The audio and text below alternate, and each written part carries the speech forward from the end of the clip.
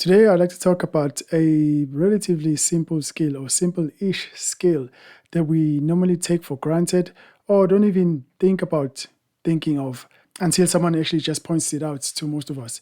It's something that a lot of us could benefit from. Like if you use a computer on a daily basis for anything, whether for work, for fun, for play, yeah. If you use a computer, if you use a computer, not even every day, this is a skill that you are going to need. And in the 21st century, we all use computers.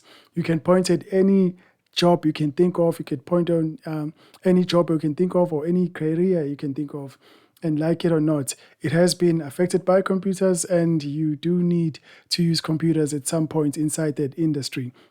So that job or career has been affected by computers. And when it comes to using computers, the skill that we are going to be talking about today is a very important one. The skill is touch typing, which basically means you using the keyboard without looking at the keyboard itself, but only focusing on the computer monitor or the laptop screen.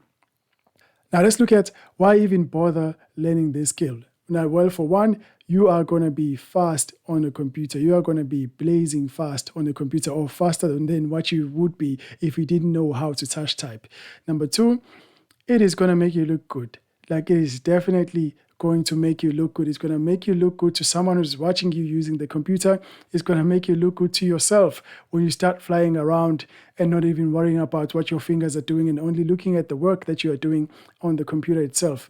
And on top of that, it's actually going to make you good on paper as well. For specific job roles, typing is an essential skill. Like if you're a typist or a secretary, or someone who does some data entry type job, being able to actually type well on a computer is a competitive advantage. So with that, if you know how to touch type, you can actually just put it on your CV and say, hey, I can type 30 words per minute, I can type 60, 100 words, whatever you can type. Just having it there on your CV is a competitive advantage, especially for anything that has to do with some type of data entry job or your copywriter or something like that. So that's the second thing. Like it'll definitely make you look good. And three is gonna increase your computer skills, your general computer skills. Like for instance, when you have to practice typing, you don't have a choice. You have to open a computer, go to wherever you practice typing, and then spend some time in front of a computer. And this is because this is something that is done over a long period of time, it'll force you to basically use the computer over a long period of time, hence forcing you to basically get better on using a PC or Mac or whatever type of computer that you would normally use or that you would be practicing on. Lastly, you will feel more confident in front of a PC. Now let's look at what options a person has when inputting commands inside of a computer. Well, first of all, you have your good old-fashioned mouse, where you basically scroll, click, scroll, right-click, scroll, double-click. And most of us are used to using the mouse whenever we have to navigate a computer. You can actually also use the mouse to type as well, where you basically pull up your on-screen keyboard and click, click, click, and all the relevant keys that you want to type in. But that is really not the fastest way of doing it. But yeah, it is a way because a mouse does allow you to do that. Number two, if you're using a computer that has a touch screen or using your mobile phone or a smartphone, you really don't need a physical keyboard. You can just swipe up, swipe down, left and right, pinch in, pinch out whenever you're using a touchscreen. So that's another way of inputting commands inside of a computer that uses a touchscreen. Like for instance, on your smartphone, when you're typing in a WhatsApp message, you basically use a virtual keyboard that you type using a single finger to type in whatever messages you want to send. Right. Another thing is you can use your voice to input commands on a computer. You can use, like for instance, think of Amazon Alexa, think of Google Assistant, think of Siri. Using those technologies allows you to only use your voice to input commands, mostly in the form of questions, but it is possible, or there's other software out there, like think of Cortana for a PC. You can just say whatever command, and hopefully that piece of software will understand your voice and act accordingly. Another thing is virtual reality. So with virtual reality, you can just put in that virtual reality headset and have those two controllers, and to basically input all of your commands or whatever commands that you want to input in using the virtual reality headset and those two controls, or whatever control that the headset comes with. But then with all of those things, with all of that said, the main way of inputting commands, the main ways of, which is also the main way of communicating, or when using a computer, you require a keyboard. A keyboard is still very much central to how we input, to how we input data, to how we move around on a keyboard. But most of the time, I will say it's mostly a combination of the keyboard and the mouse, until you get to programming, and then you realize it is mostly the keyboard. But that's a topic for another day. So yeah, the keyboard is a very, very useful tool to learn how to use efficiently. And efficiently basically means being able to use it without looking at it. So where do you go to learn how to touch type? Well, there's a variety of options. Option number one are the offline options. So what we have here is a screenshot of a software that you can basically download and use offline. It's actually the first piece of software that I used when I was practicing how to type. It's called Mavis Beacon Teaches Typing. This is not the only piece of software that you can use. There's a variety of other software packages that you can basically buy and download and use offline to practice your typing. And some of them actually also come free of charge. But you do need to do a Google search to find out which options are available for offline use. Another way of learning how to type offline is to basically have a tutor who's going to come through and teach you on a regular basis, like the basics of typing. So this could be an aunt, this could be a friend, this could be your teacher at school. Like I know in most first world countries, kids are actually taught in school how to type. But if you were like me and you went to a not so good school in a third world country, then yeah, you'll basically not get this. Those are the options that you have when it comes to practicing how to type offline.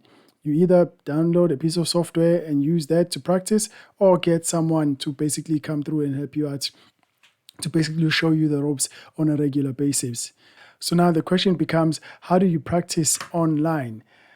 Now with that, that's where you have the most number of options. Like you have a lot of options when it comes to basically learning how to type using online resources. So my favorite online option has to be the Typing Club. It gives you a way to practice and also basically shows you the stats in terms of how proficient you are with the keyboard, and actually gives you a track record of how well you've been progressing, and actually gives you a track record of how well you've been progressing on the website itself. So it's actually, I consider it to be one of the best options that are available on when it comes to basically practicing online. But then as you are practicing, like as you are learning the keys and everything, you also need to basically test yourself by actually doing a couple of typing tests on either Typing Club or whatever platform that you have chosen. But my preferred one has to be Monkey Type. I like it because, well, it looks good. It's simple. It's straight to the point. You can choose your theme. You can choose how much time you want the typing test to last for. You can choose the difficulty of the actual typing test as well.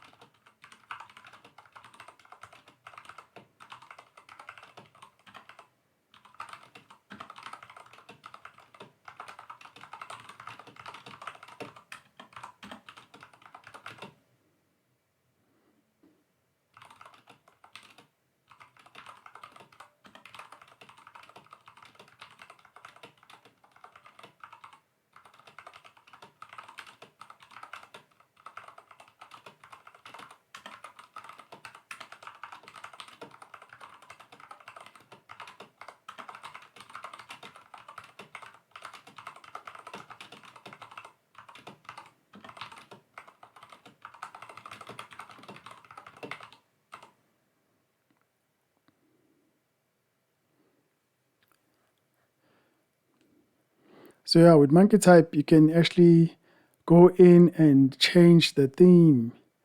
Like let's say we don't want this one. We want, I don't know, let's pick Grand Prix. Let's pick Deku. And what else do we want? We also want the typing test to be longer than the current time. Okay, Deku doesn't work. Let's go change the theme to something else. Right, Dracula. Dracula normally looks good on code. So you can pick that, and let's go back to the typing test. This is how it looks now. We can actually also change the speed. Or sorry, we can actually change how long the typing test is going to be. Do you want it to be 15 seconds, 30 seconds, 60 minutes, or 2 hours? So let's go, not 60 minutes, 60 seconds or 2 minutes. Let's go for 60 minutes. Oh, sorry. Let's go for a minute this time around. And let's see how everything goes.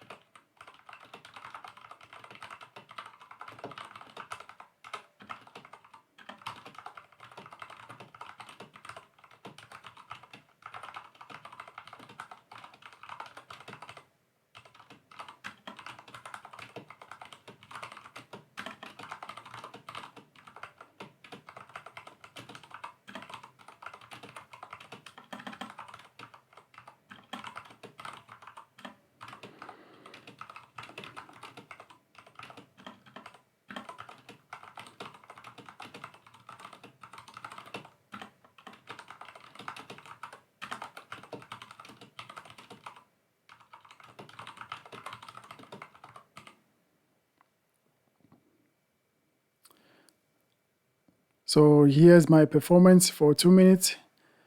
I'm averaging around 62 words per minute at a 92% rate, at a 92% accuracy.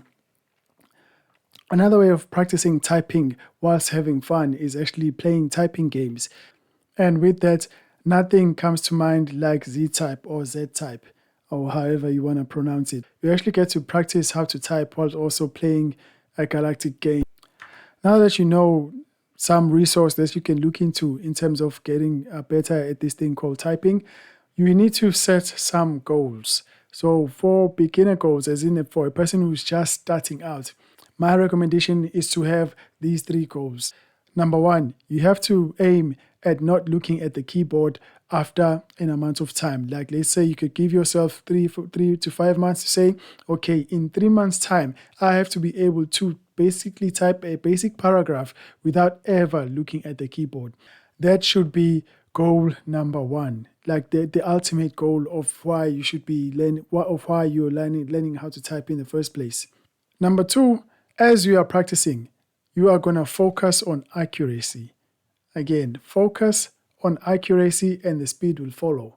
And then lastly, but most importantly, train consistently or practice consistently. 15 minutes every day beats 3 hours once a month. So it does help to just basically give yourself 15 to 30 minutes every day, and you should see some results after 3 months, provided you are doing it consistently. And in closing, if you learn how to type, only good things can happen. You will be more confident on a computer, it'll make you look good, and you'll actually be faster when doing your work or doing some research or whatever it is that you need to do in front of a computer or on a computer. As you are practicing, ensure to focus on accuracy and the speed will follow. And most importantly, as you are practicing, is ensure that you are practicing consistently. And again, 15 minutes every day beats 3 hours once a month. And yeah, that brings us to the end of this video. Please click like and subscribe for more, and I will see you on the next one.